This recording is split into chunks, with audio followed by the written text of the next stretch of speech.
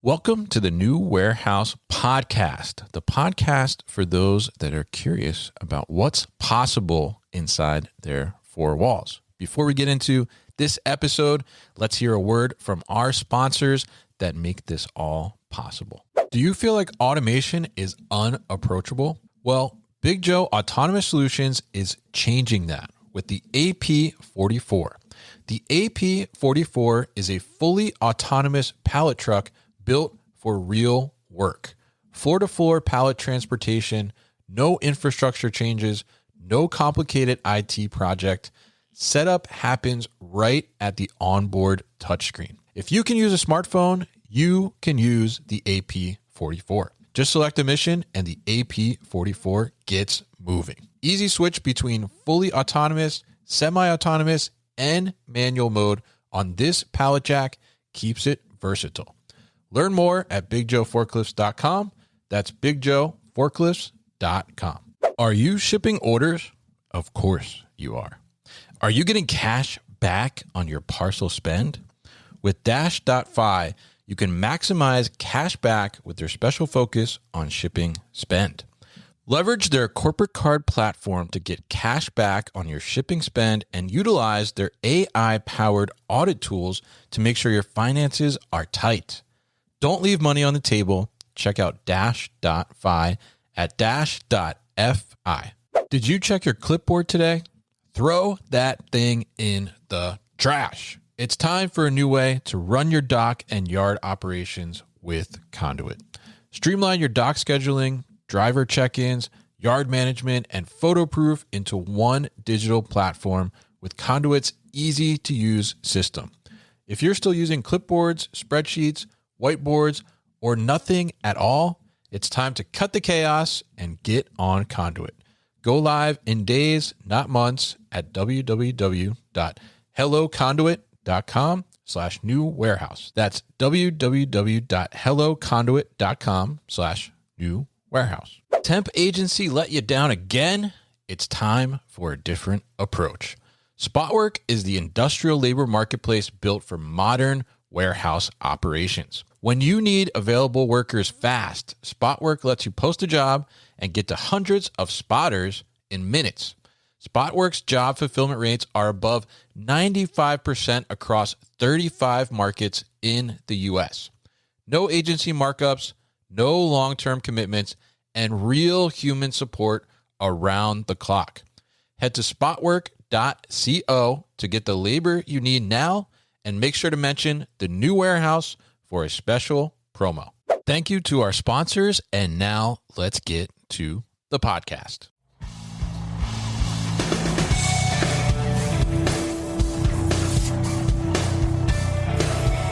The New Warehouse Podcast, hosted by Kevin Lawton, is your source for insights and ideas from the distribution, transportation, and logistics industry. A new episode every Monday morning brings you the latest from industry experts and thought leaders. And now, here's Kevin.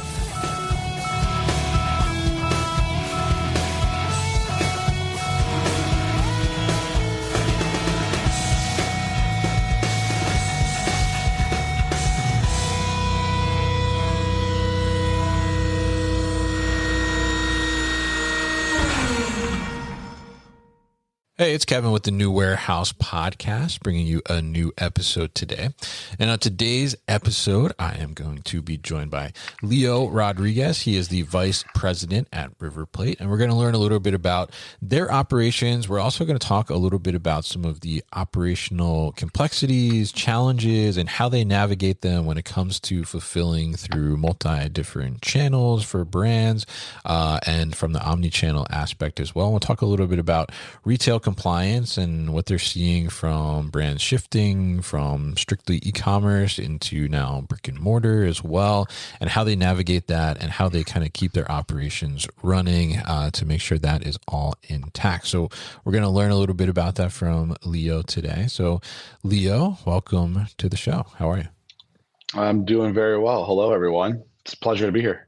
Absolutely. Happy to get you on here. Happy to talk about this and learn a little bit more about River Plate as well. So why don't we kind of start it off there? Why don't you tell us a little bit about River Plate and what it is that you all do? So River Plate Inc. has been in business for now almost 34 years, going to 34 years. We started as a, freight logistics, trucking, carrier messaging business, all right, in Southern California. From San Diego to Ventura County, palletized shipments, actually before these now messenger services like Uber Package and all those, that was still Sure. companies handling that as just courier packages, moving it from point A to point B. That expanded into warehousing services just because of just demand. Some of these brands or companies, businesses did it to have a pick up and drop off immediately. They needed a pit stop for days, and enough requests came through to where warehousing services came to be. That further demand from some of these brands needed some value-added services like kitting and inspection work to be done. So essentially throwing labor to do whatever XYZ service, right? This is, again, 30 plus years ago, right? So just essentially production lines, just doing, either assemblies, kitting, or inspections. And then here we are 30 plus years later, evolved into for e-commerce fulfillment, retail distribution, B2B, so D2C, all the different marketplaces that consumer goods are processed through and shipped. Still handles freight logistics, domestic. We do have our own parcel network for domestic, international. So really kind of evolved into a true 3PL. Yeah, absolutely. And interesting to hear kind of the beginnings there and now the evolution to that. I'm going to ask you about that in a little bit, but tell us a little bit about your operations. You mentioned you're in, Southern California there. So is it just operations there, or you have multiple buildings? What does that look like?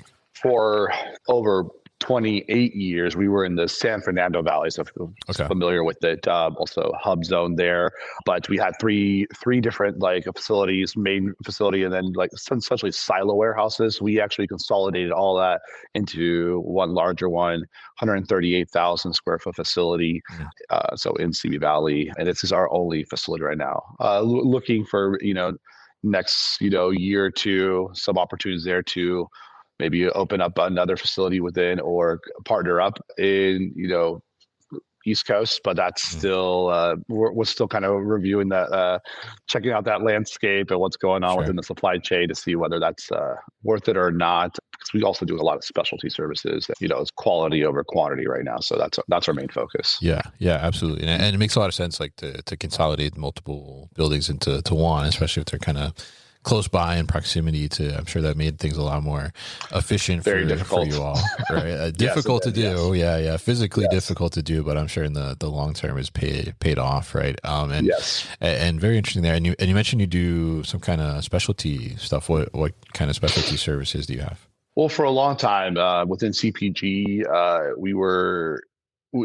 For over 20 something years, it was a lot of beauty brands, right? So we did a lot of skincare, cosmetics, hair care. We did, we're hazmat certified for the DOT, IATA, IMDG. So ground, air, ocean, and specifically more for beauty brand. That thing, we're not doing corrosives or poisons. Is more because they have alcohol, a lot of these alcohol-based products that are flammable gas or flammable liquid, right? That was just a naturally word of mouth in the LA area, and also a lot in San Fernando Valley where we were for, I was saying, almost 30 years. There's a lot of the labs, a lot of fillers there that are focused on not only just packaging, but producing it or bottling, those with it, skincare, cosmetics, hair care. And they were right next to us, and they referred us, and we just, picked up the compliances very well. We're able to execute from A to Z our end of the services to bring our customers, clients to life, right? So, so outside of that, right, there's a lot of we call it because it's such a hybrid service within these D2C programs and these marketplaces. It's not just now going to a bin, pulling the inventory, just putting it into a bubble mailer or into a shipper cart. And there's essentially what it's like value added services. There's extra steps that are required for, polybagging, labeling, additional, if there's different compliance labelings that they need specific for that channel. They need to now or rework it into a specific bundle or whatever it might be. There's workflows that we create specific to the client and their customer demand or the requirements for their customers, better said, to make sure that that's executed. But then client, they're an adjacent marketplace, very similar, but might have their own requirements, and you might have to pivot all within the same daily processing, right? So. Yeah, absolutely. And I think it's very interesting, and I want to ask you about this because I think I saw you've been with River Plate for about like 16 years. I think I saw that, right? Yeah, 16 going in my 17th year. Yeah. So obviously, as you talked about kind of the history of River Plate previously there, the 34 years and, starting from where you started from and now, having a large focus on this e-commerce fulfillment, as you're just talking about, in that 16 years, obviously, we go back and that's like 2010, right? Like, so I mean, that was still pretty early days of e-commerce. Obviously we've come a long way since then. So maybe tell us a little bit about, in that time that you've been there and you've kind of seen this firsthand, right? I imagine. I mean, what are some of the, if you think back to then versus now, I mean, what are some of like the very kind of stark differences in the way that you operate or the way that you approach fulfillment now or even approach fulfillment for certain channels at all? I imagine there's new channels now that weren't there 16 years ago, right? Yeah, I mean, great question there. It's feels like I just blinked at just hyper speed to now because but a lot has evolved since then, right? So operationally, there was you're just trying to figure out everything within your own four walls in terms of just handle, get it just simple. Someone sends an email just for an appointment, right? And okay, schedule an appointment. Inventory's coming in from overseas, but you're still kind of blind in terms of what you like. Where is it within the front end of that supply chain in the freight, right? Now you have a lot more visibility. So that's a big part of it. It's just the connectivity with the data and the brands being able to share. The brands being able to share the data with you. You're also able to share the data with them and be proactive, and the insight that they can provide, the insight that you can provide to better develop, strategies within their forecasting for just only not even just for inventory, but how they're going to maneuver the inventory through all these different channels. Like they can have these projections, especially when you're doing, you have your marketplaces, the online, the Walmart marketplaces, the Target.com, like you have the, eBay orders coming through, Shopify web orders coming through. But where is all that data? Where is that living in? Is also they're living in maybe their OMS or their ERP systems. But is it collaborating well with your internal systems like the WMSs, the WESs, right? To see, okay, well, like where can we protect margins? And that's a huge part of it, right? Where can we help before it even lands? Is that what work can be done to make sure there's not extra steps involved to distribute or cross stock if it's that opportunity? If we could do value-added services for multiple channels at the same, or if we have to change inventory from one SKU to another, apply UPCs, so that's something. So kind of circle back to your original question is that like beforehand, you're kind of reacting instead of being more proactive because you're just limited with just outside of just having phone calls, right? And information was moving a lot slower.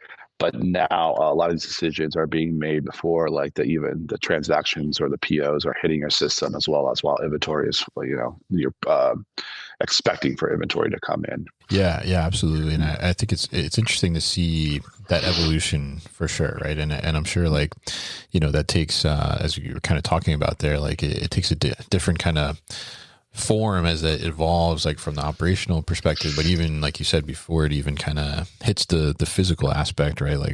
What else can we see? What can we get ahead of from a software visibility perspective on that front? So, and you mentioned, earlier too, you mentioned kind of quality versus quantity in a sense, right? In terms of like growth and scaling. And I think that makes a lot of sense. So, when we look at a lot of these brands, right, like a lot of them, not all of them, right, but a lot of them have pretty fast growth sometimes, right? They're able to scale pretty quickly, for whatever reason. Maybe they go viral, or some celebrity takes a picture with them on Instagram, or whatever the case may be, right? But when those brands are kind of scaling rapidly like that, how do you match your operations as their 3PL, like to kind of thoughtfully scale with them and make sure that like you are growing with them as well? Yeah, it's also a question there.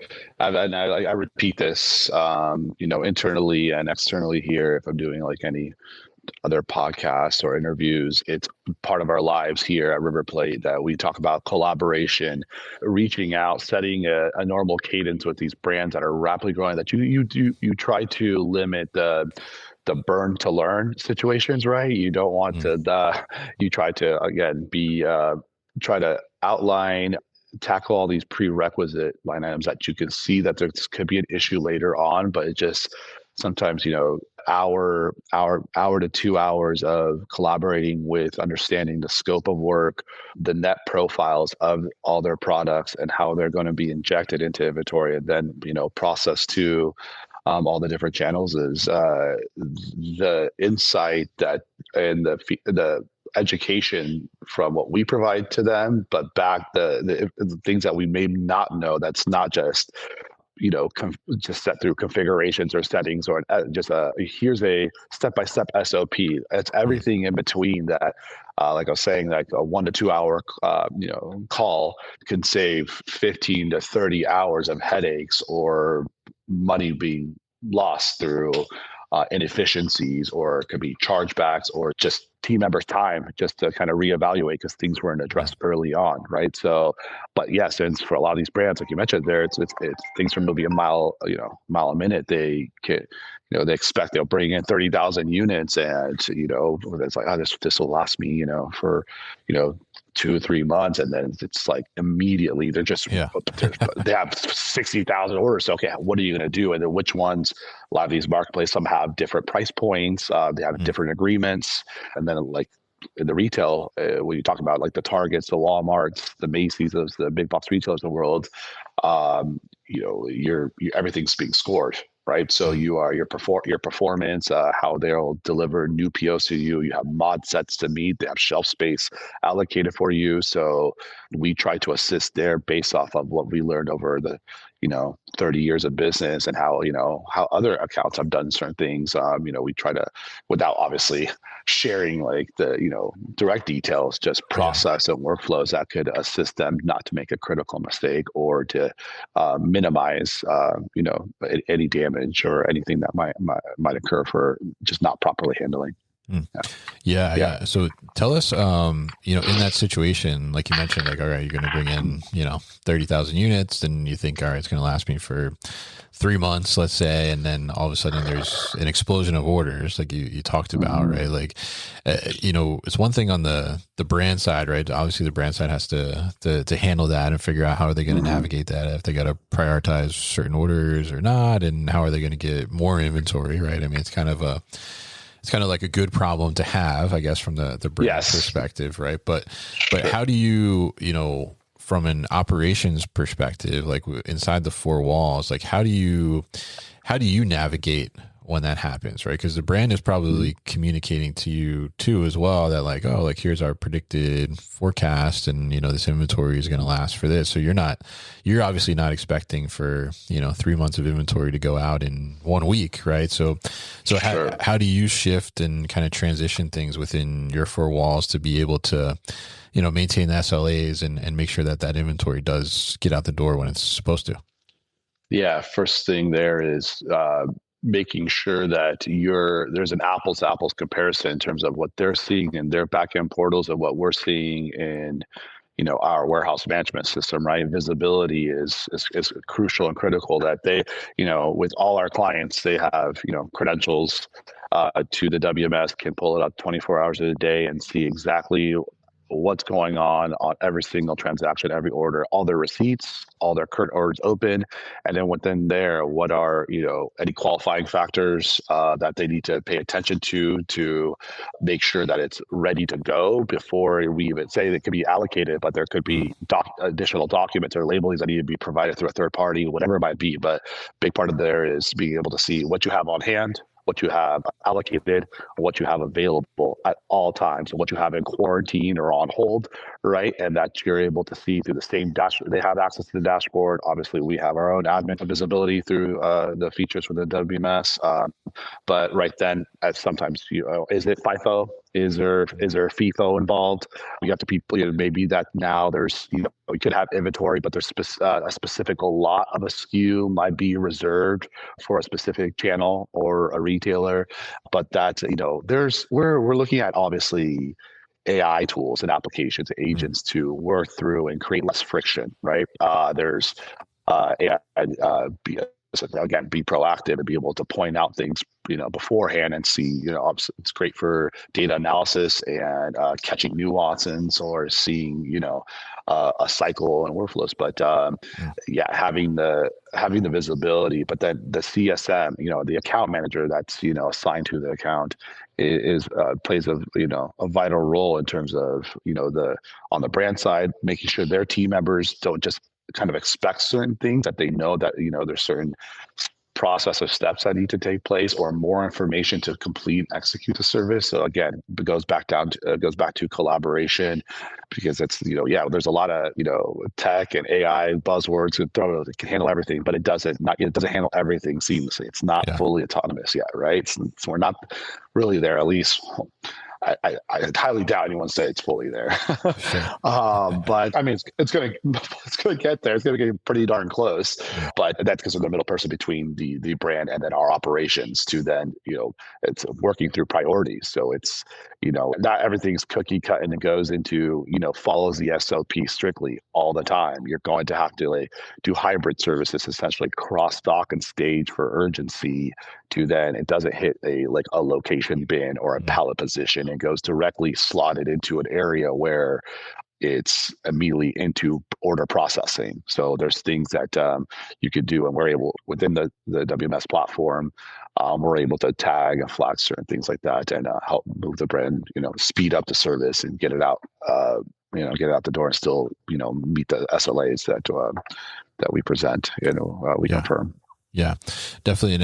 And I'm curious, you mentioned some of the technology aspects there and, looking at AI and things like that. Obviously, it sounds like you got a WMS. What WMS do you have? I'm curious. Currently right now we're with Extensive. Yeah. Okay. So, all right. Interesting. Yeah. And they have TechShip. We're using TechShip with Tech Dynamics for our TMS. Okay. Right. And then other parcel partners that we use that plug in. And then, additional consulting services there to help connectivity. Interesting. And so I'm curious, how are you viewing AI and automation? And are you looking at any robotics or anything to try and address some? Do you have some already? I'm not quite sure, but how are you viewing that? Yeah, it's obviously it's a point of focus. I was actually just in Atlanta, in April, I believe it was, a couple months ago. Been traveling all over. I can't get my month and dates lined up anymore. But I was at Modex in Atlanta. Okay, great cool. Show. A lot of big and obviously heavy automation, robotics, just a bunch of different systems, right? Providers there for supply chain. And gosh, you go there, you're like, the robots are taking over the world. Yeah. It's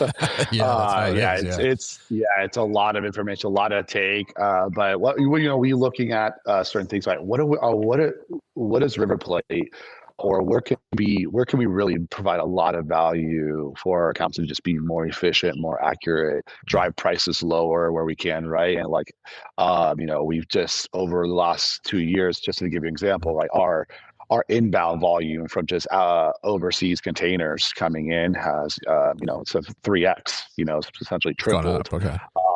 So it's going up. So a lot of floor loaded containers, these containers from 400 cartons to some of these clients that have, smaller boxes have 4,000 to 6,000, 7,000 cartons in there.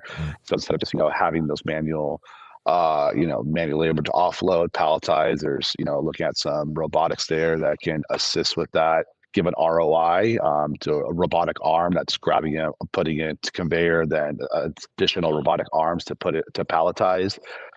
There's still, some holes to see to where there's you need to keep those things running like all the time. You still have to have someone obviously manage it. And there's maintenance and all that good stuff. But that's kind of like an area that we're looking at also to try to adopt something more. Our production, our value add services. That's really a big bread and butter of what of our services internally and we show a lot of our clients really love that customization, the flexibility, so we have these brands that are doing these, like, especially in beauty, right? They have a lot of these pretty boxes that are very detailed in terms of like how the product sits in the vacuum trays, how the packaged with ribbons, specific, like, labeling, just the aesthetics of it all. How do we, add some automation there, but with not losing that personal touch of, like, it's almost like, because at first you almost look at some of these projects look like arts and crafts, right? That's something outside, like, those could get a little messy sometimes with clients, like like, hey, there's could be a lot of labor involved in that, but a lot of these brands want to separate themselves outside of just putting these. Just put it in a corrugated brown box and do XYZ, like marketing presentation. For now, a while has been, a big focus, but these different brands are getting really creative and really need that extra touch that you're really you're executing their vision, right? But trying to see where some automation can help with that, or robotics is challenging, but that's a big part of our business. There's a lot more volume coming through there, thousands of units being touched daily, and seeing how we can improve there. Yeah, absolutely. And I think it's very, was at Modex too. And it is like overwhelming in a sense, almost like there's so many different directions you could go and so many different, things that you could utilize. And obviously, you have to make the decisions on, like, all right, well, what's going to be the most value driven for us, right? And where can we get the ROI and things like that. So, it sounds like in talking to you, you focus a lot on kind of being proactive in a sense, right? You talked about, like, how do we work with the brand to get more proactive, like, on their side, but then how also do we get proactive on our side so we have that full visibility and things like that. So, a lot of times, like in the ops world, we run into kind of like a firefighting situation, right? We're always trying to, like, put out fires and things, but like the ideal state, right, is to get to be more of like fire prevention almost, in a sense. Like, how do we keep from fires starting that we need to fight? So how do you kind of approach that in your operations, and how do you set things up? Like, maybe you could give us some good examples on, like, how do you keep from just being firefighters all the time? Something very small can snowball into saying not catastrophe, because we never, like, that's could be like negligence if someone's not really paying attention, but as easy as like in the B2B world, like if you're dealing with, again, like the Walmarts and Targets of the world, like currently still they're operating, within doing, their transactions via EDI, right? So we also, like, we use SPS Commerce as an EDI partner, right? So making sure that those connections can take anywhere from 2 to 6 weeks just to do the integration alone. But then making, it's the front end work of, all right, well, what optimization, right? And accuracy of the data, of the item profiles that are being set up. And sometimes we're not privileged, or we don't have access immediately to what they're setting up on their admin side with these retailers. So if they're calling, are they using, like if a vendor SKU is being set up and then does it literally one digit or something's off on our end, right? Or if they need to have an alias be mapped out prior, but is that fully tested? Is that not only tested in for the PO acknowledgement coming into the system to the WMS, but making sure that it's going out correctly? Because like another example, so they could be ordering in eaches, right? So Target could be ordering in eaches, Walmart could be ordering in cartons. We currently have that situation right now. But the inventory profile for that client is everything is on the unit measure, inventory unit measure, and package unit measure is at the cart level. We sell by the cart level. So whether there's 6 pieces or 12 pieces, anything that's coming in, allocating is by the cart. And so that they want to also know what's in, obviously in the eaches. We have a separate, profile that have visibility of the inventory showing that. But order processing wise is, but you have to commit, but you're doing that for Walmart and for Five Below and, Macy's or whoever the other retailers are, but you might have 2 or 3 channels. Like, no, everything is by eaches. They order by eaches. They will not convert to cartons. So, okay.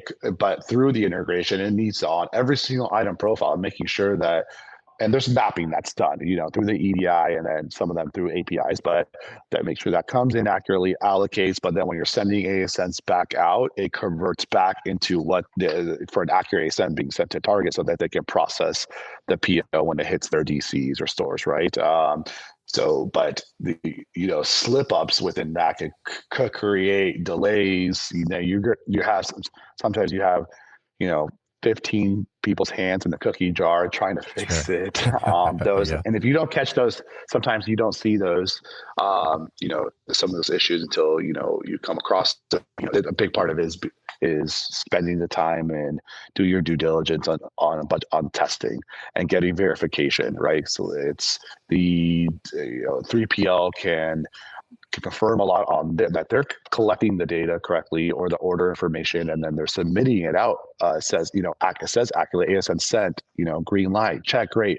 But is it truly getting received in by that channel as expected? Some of those retailers' channels a little bit slow on delivering information, and there's unfortunately some of them have this chargebacks are profitable, and it's it gets cluttered and confusing. And again, goes back to collaboration, allowing more and more of our clients are allowing us to dive into some of the back end admin stuff. Yeah, it could get also a little sticky, right? We don't want to be like toggling through configuration settings, but Sure. We do have some experience there. And from the clients that fully, hey, like we trust you, we need your insight. This is not our area of expertise. Things are moving too fast. My IT or my tech team or whatever it might be, like they're trying to tackle these marketplaces, and we dive in there and try to go ahead and make sure that we're aligned with their back end mapping, and then making sure that it's translating correctly to us. And that can go into it even deeper when we talk about the whole parcel part of it, because that's a big thing that we've been doing a lot lately is making sure that a lot of these clients are able to, take advantage of our parcel program, but be strategic on how they're offering their shipping prices to their customers. So. Yeah, absolutely. And tell us a little bit about that, because I think, in the parcel market, we've seen a lot of kind of changing, right? And shifting. We've seen a lot of new entrants coming in. We're seeing the big players, cut off certain services, change rates drastically. A lot of things have been changing in that. So tell us a little bit about how do you approach it, and kind of what are you seeing, and what's the strategy there? Yeah, it's a moving target for sure. Yeah. It's the call earlier this morning. It's just USPS has made 4 changes in the last 3 or don't quote me on this, 3 to 6 weeks, but substantial changes that you need to pay attention, because with all, like I was mentioning earlier, we have a TMS that's really digesting all the, we have a multi-carrier network digesting all the different business rules through our, client-specific processing. But the USPSs, the DHL e-commerce, the DHLs of the world, the FedEx, the UPSs, we have all those plugged in. We have regional carriers plugged in.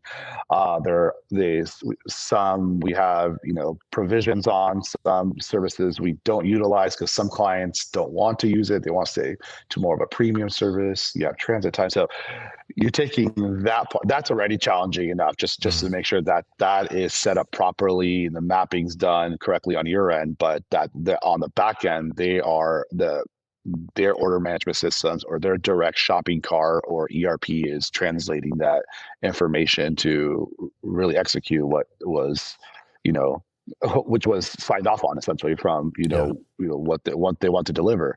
But now going back to what I was talking about in the beginning there is that how many times you do have to revisit through all these carriers, all their changes, the rate changes. A lot, we saw like the fuel surcharge has been jumping all over the place with these carriers, right? So, it's making sure that, again, communicating it, have that visibility to your clients that, hey, wait, what's happened here? This was 8-9%. Well, it literally was a lot of scared, like 8-9%. They didn't give you like a 3 month warning. They'll give you, 30-day warning, and then it might come back down. And then surcharges, they're making changes on, USPS just made a change within their DIM divisor. Right now, you have to also, like, certain services, Ground Advantage, very popular economy service there. You're able to get away with like cubic pricing there with like not, you could put a large box that was 10 by 10 by 10, and I'm butchering this because it's not my super area expertise, Sure, but yeah. like you were able to get it still, the rated weight was still 3 pounds. Now you're putting, you must put dimensions in, or they're going to put the dimensions in for your processing, and they're going to they're still kind of wait to see on like the postage handling there and how that processes, but before you're able to not having to put certain dimensions in there, right? So Yeah. just an example. But what we do to help out our clients, and it's also really important, I say this to a lot of e-commerce brands that we chat with, it's not just a plug and play. It doesn't have to be overly complex, but again, collaborating with us to see, hey, like we do it every quarter, but like there's now new services, we're getting new rates, more aggressive rates.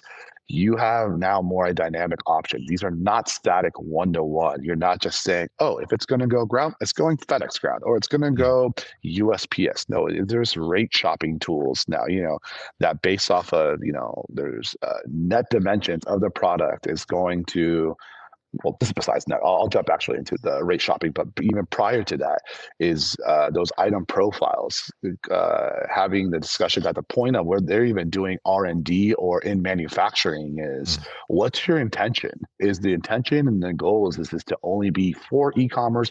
Are you also going to sell by case packs and maybe a 4 or a 6 pack?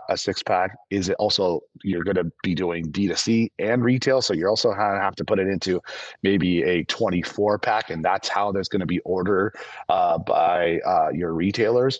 But all in that, let's talk about, okay, well, literally 1 inch or 2 inches in the width, or the longest side, the shortest, like it could increase your per case shipping because of a DIM divisor, right? Or there's additional now services that we need to do to repackage to ship out for you to keep the costs cheaper.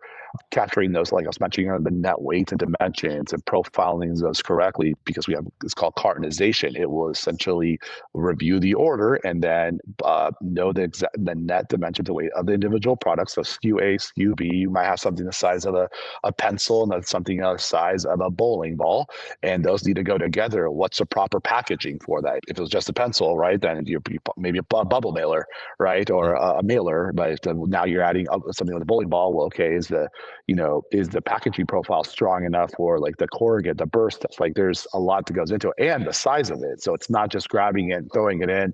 When not all of us have the luxury of the leverage of the monopoly of Sure, Amazon. yeah. Like they can throw that in a big box and not get dinged because they have their own relationships and accounts. But being profiling that on the front end and setting those parameters or business rules, but also getting the client to really also own it themselves so that they can understand it, because they could get very confused, but they need to understand whatever the input that we give them is going to be output that's going to relate to a dollar, right? And that's, we'll go back to protecting margins. There's a lot of money is lost in parcels for not having, correct business rules set there for like rate shopping and to deliver. So Yeah, absolutely. And a ton of moving parts there definitely going on. And as you mentioned, lots of kind of constant changes happening there as well. So it's great that you're kind of like stay on top of that, and then help your clients also like stay on top of that as well. So they make sure that they're getting the best rates too as well. And they're also getting the best service levels for their customers at the end of the day too as well, which is incredibly important. So really interesting to talk to you here today, Leo, and kind of learn about River Plate, and then really kind kind of hear about some of the proactiveness that you're focused on. And I love that you're, thinking about that from both sides of the table, both within the four walls for your own kind of physical operation, but then also like on the brand side too, as well. Like how do we set up as much as possible so we can like anticipate and be proactive and go after that to be able to do that. So really interesting to tap into some of your knowledge here today on the show. So if people are interested in getting in touch or learning more about River Plate, what's the best way to do that? Yeah, we have our social media channels there. That's one way, through you find myself and River Plate on LinkedIn. It's riverplateinc.com using the sales emails available there. You can also, we have our web forms and RFQ, very simple form to fill out to contact us, engage, have a discovery call, and really see if there's a good fit. So we understand that this is it's such a critical part of the supply chain. Like I say all the time, we're the hands, eyes, and ears of the brand. We're a reflection of what happens to them. From all the efforts that's happening on the marketing end, and things that if the 3PL is not performing as expected or not going above and beyond, their clients are seeing that, and we take that personally, and it's something that we definitely want to lose as a. It's I'll say jokingly, it's like an art form that just keep it, because there's so much tech and there's AI and this and that. It's just like, don't lose that one-on-one special touch there. Still use the tech for us tools. Like I mentioned earlier, there's less friction, but definitely it's important. But yeah, going back to it, we still take calls. Go on the website, sure. Like I mentioned, www.riverplate.com, and then you can reach out to us via those channels. All right, fantastic. And we'll definitely put all that information at thenewwarehouse.com as well as in the show notes too. So Leo, thank you once again for your time on the show today.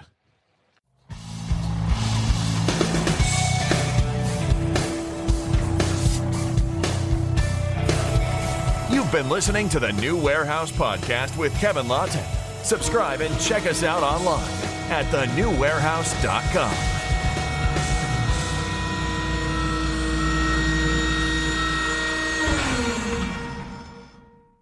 Enjoyed this episode?